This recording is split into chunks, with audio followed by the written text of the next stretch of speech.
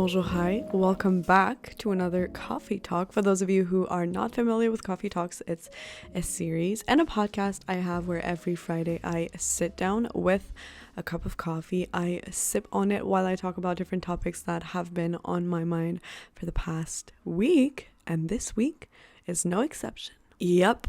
Today is one of those days. For anybody who might be listening and who doesn't see me, I'm currently wearing eye patches because it is much needed, and you can probably hear it in my sexy, raspy voice. I am feeling tired today. I haven't had much sleep, but obviously, and as always, this is not the topic of today's coffee talk. Today, we're actually going to be talking about the fact that it's okay not to be okay all the time. I honestly debated for a little while if I, one, should be filming the coffee talk today, and two, if I should just be filming it at all, because of the topic, but also because of the way that I'm presenting myself today. But I was like, you know what? No, this is exactly what the coffee talks are all about. It's about transparency, it's about authenticity, and it's about me being real with you. And the fact is, I'm feeling tired today. I have eye patches on.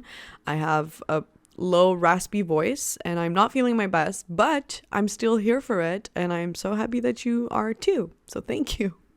It's funny how in a week, many things can change, because if you tuned in into last week's episode, I started the episode saying I was feeling so happy and that everything was going my way, and I was feeling, I don't know, just like overall good. And the last week has been pretty shitty. I'm not gonna lie to you. I've had a rough week last week. But that's okay, because I mean, we all have rougher weeks. It cannot be super fun all the time. Although I'm not saying that last week was not fun. I just went through a lot of emotions, and I've just been feeling under the weather lately. Well, lately, I mean, for the past week, but being the over dramatic person that I am, I tend to exaggerate. And this is what I have to remind myself when I'm feeling that way. I have to remind myself that because I'm having one bad day or one bad week doesn't mean that my whole life is miserable. And that, you know, it doesn't define me. Having a bad day or feeling some type of way doesn't define the person that I am, doesn't define me as a whole, as a human being. It only defines that day or that week. So it's just a little brief moment, but it's okay to feel it. It's okay to go through the motion, to go through the feelings and acknowledge that you're not feeling good. And that's, I think, the first step into getting better. From my personal experience, acknowledging my feelings and writing them down, or even just like naming them and talking about it to someone, is helpful. It helps me to put things into perspective. And that helps. And about last week, I wouldn't say that there's one specific thing that made me feel that way. I think it was just like a buildup of a lot of resented feelings, if that's even a thing. Like feelings that I had suppressed for a while that just like came up. And I don't know, maybe it's because the full moon is happening tonight. I can't believe I'm blaming this on the full moon. But I've just been feeling very emotional, very overreacting, and I've just like been taking everything so personally for no reason lately. And I apologize for anybody who might have. Actually, I don't think it has affected the people around me, at least not that I know of, or not that I have heard of. Because I've tried to keep it to myself, and I've tried not to be a burden for people around me. But you know what? Sometimes, so be it. So be the burden and ask for help. This is something I tend to avoid. I tend to only ever go ask for help when it's like my last resort, and when this is the only thing left I have for me to get better. Because usually I will just like stay in my room, go through the motion, cry the tears that I have to cry, or laugh the laughters I have to laugh. Wow, I am tired and sorry, because this is chaotic, but it is what it is. What can you do? You can just sit back, relax, and listen or watch. That's what you can do. Where I was headed with that is that there are so many ways to cope with these type of emotions. And what I used to do in the past is kind of that. I used to suppress all of my emotions until I would explode. And that was not a look. That was not good for anyone. For me, because suppressing your emotions is really bad for many reasons, but also for the people around me. So now what happens, and this is kind of what happened, well, it's pretty, okay, I'm going to be a little bit more precise here because I'm being too vague and this is not helping anyone. What happened last week is I had all these little questions and I was not getting any answers. And it made me feel very frustrated. It made me feel sad and disappointed. So I was feeling all these emotions and I didn't know what to do with them. Like I felt, and this is going to sound pathetic, I felt disappointed in myself for feeling that way, for feeling sad about a situation and feeling like affected by this situation, because this is what happens to me. I try and be this very solid person who doesn't show emotions, which jokes on me. I'm like super expressive and reactive and I'm a little bit of a drama queen, so it's pretty hard to keep them for myself. But I try to be always optimistic and I try to be neutral about things, which is pretty contradictory. I truly don't know how to say that word. When is the contrary? Contradictory. I'm just gonna use another word. Wow, I apologize. Okay, so what I was saying is I try to keep my cool. I try to keep it together because this is the way that I feel the most confident, that I feel like I embody what I want to be and what I want people to think of me, because that's who I am within, but that's also what I like to show, I guess. But it makes me lack some sort of vulnerability, and there are only certain people who I am completely comfortable being vulnerable with, which is a weakness in itself. I mean, not that I should be vulnerable with everyone and their mother, but I have trouble letting my guards down when it comes to talking about my emotions.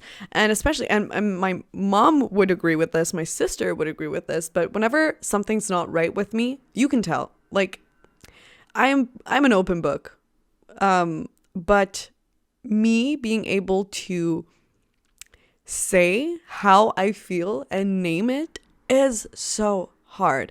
I will just sit there thinking and playing what I want to say over in my head, and I can hear it in my head, but somehow letting those words out is impossible for me. And it's not that I don't know how I'm feeling, because I know I can feel it and the words are playing over and over in my head. It's just that I can't say it, because the minute that I let those words out, I'm showing signs of vulnerability. I'm giving access to my thoughts, you know? This probably comes from past traumas or unhealed wounds that I have from the past. I don't know. I'm still trying to cope with it. And where I'm headed with that, because this was just a very long side note, is that this week I've been doing a lot of reflection. But when I say a lot of reflection, I've just been sitting there, like looking into the abyss, looking into the void and thinking, literally just thinking. And I haven't done that in a while. And I would just like catch myself being randomly standing up in like the hallway and not doing anything and just like thinking and twirling my hair, because this is what happens when I think. I twirl my hair, or just like sitting on my bed looking at a wall and just thinking. But this thinking and self-reflection that I did this week really helped me to understand a few things about myself, or to at least to recognize a few things about myself and the patterns I have and the biases I have also, and the way that I see myself and the way that I think of certain situations and how some things repeat themselves over and over again. Anyway, like, see, the thoughts were pretty deep. Like, I got into the deep ends of who I am, which was beneficial. I'm grateful that I went there, because I feel like so many people avoid doing that. They numb themselves with music, with television, with drugs. Wow. I don't know why I went there. But the point is, we tend to just like distract ourselves from our feelings, from our thoughts, with whatever. But you have to do some self-work sometimes. You have to dig deep into who you are and recognize some things about you. And this is where it all starts. If you want to grow, if you want to become this better version of yourself that we're all talking about, you have to know who you are, and you have to recognize how you see life and how you think, and you have to acknowledge it in order to make it better. And I'm not saying that there's anything wrong with who you are, but you can't just live life blindly, you know? And I know how difficult this can be, to just sit there and realize things about you. And the thing is, you probably know these things already. It's just that you don't really want to admit them to yourself, because admitting it is just like confirming that what is. Wow, I'm getting really philosophical here again. Me and that word, we're not friends, but I like to use it once in a while. I was going to say it doesn't need to be that intense, but you know what? It is. It is that deep. So for anybody saying, oh, it's not that deep, it is that deep. Doing some self-work is important, and it is deep because you sometimes have to revisit parts of yourself that you've been like locking away, and you might have to admit things to yourself or to others, and you're gonna have to recognize your strengths but also your weaknesses and your powers as well as your flaws, because we all have flaws. We all have a bad side, quote unquote bad, to ourselves, and it's completely normal because we're human. Like we cannot be perfect, but actually knowing what are your weaknesses and what are your flaws can only help you to tame that monster, if that makes sense. Because for so long I've tried to be perfect, but trying to do so is one very unrealistic, but it just takes so much effort and energy than just being myself truly. And that's the thing, I'm not excusing every bad thing I've done in the past. I'm just saying that they happen. I'm not necessarily proud of them, but I've grown from them and I've learned from them, and hopefully I'm not going to make the same mistakes or the same bad things again. Or I will put in the effort to work on improving myself. And as it just so happens, I've been finding myself in more challenging situations in the past week. And I'm honestly happy that they happened, because they made me realize so many things about me in the past 48 hours. Like it's as I said, it's crazy how so many things can change within a couple of days or weeks. And it has made me question a lot of things about myself, but it has also made me realize a lot of things about myself and about the people surrounding me.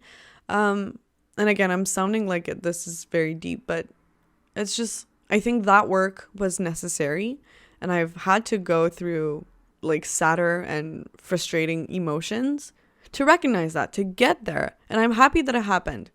So cheers to bad situations happening so you can learn and grow from them. And I know this is going to sound very cheesy, but at this point I think we know that I'm cheesy, so I'm just like fully embracing the cheesiness in me. But I believe that everything happens for a reason. And if those situations happened to me last week or in the past week, it's because they were meant to happen. And they were there to teach me something. And this is exactly what they did.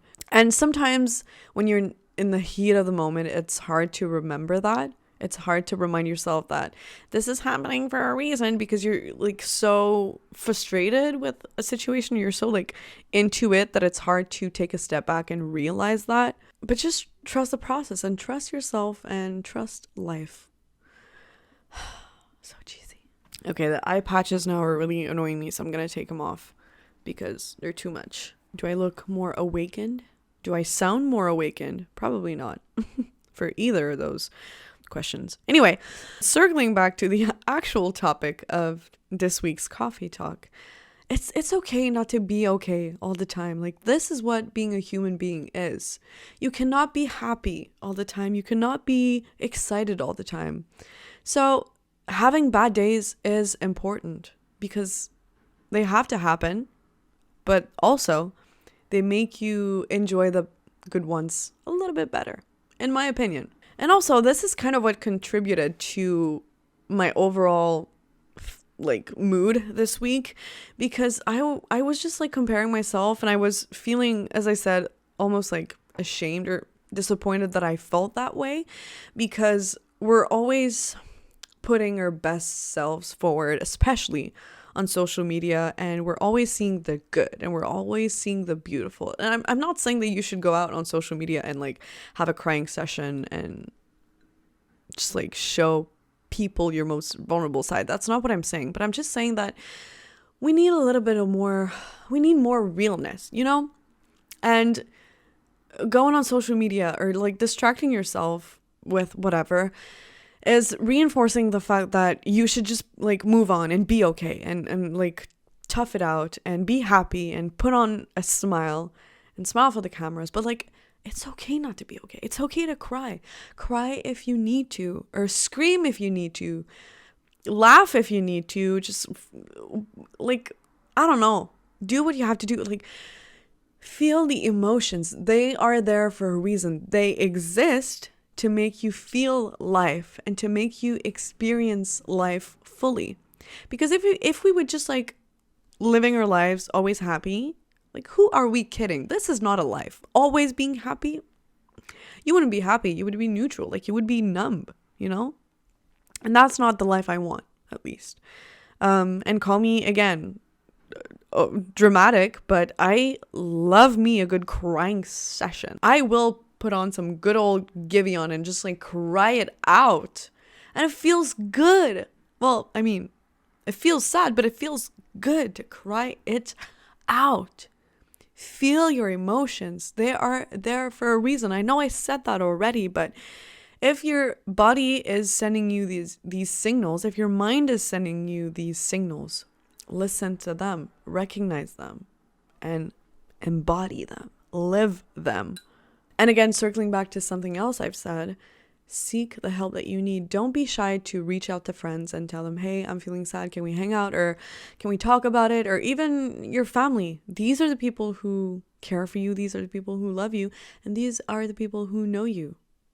And they might tell you what you want to hear. Or maybe they're going to tell you what you need to hear and not necessarily what you want to hear. But sometimes this is what you have to hear in order to feel better eventually. And it's exactly that. It's remembering that you'll feel better. It'll pass. It will get better. It always does. But it's okay to not be okay in that precise moment. In that moment in time, if you're not feeling okay, it's okay. Anyway, I feel like I'm rambling here. I'm getting repetitive. And I apologize for this very chaotic coffee talk, but it had to happen. We can't always have a structured coffee talk. Sometimes it's leading us wherever, and today this is where we are. So on that note, I'm going to wrap it up here. Thank you for watching or listening. Thank you for being here. Thank you for supporting me. I truly mean it. Hopefully I have made a little difference in your day today. If you would like to make a difference in mine, you know what to do. And I'm going to wish you une bonne journée.